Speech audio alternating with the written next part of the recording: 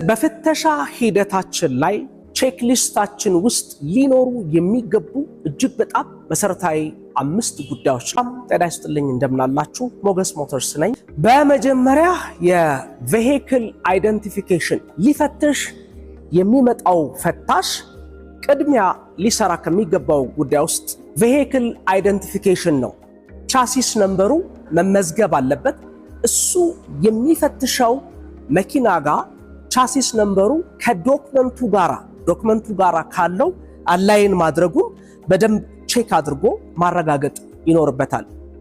00 ቢሆንም ኦዲዮሜትሩ እዛ ላይ የተጻፈው ትንሽም ብትሆን ተነርቷል 5 ነች 3 ነች 2 ነው 1 ነው የሚባለው መረጃ ቢሆን መመዝገብ መቻል አለበት። የራሱ ስም የፈታሹ ሊገባ ይገባል።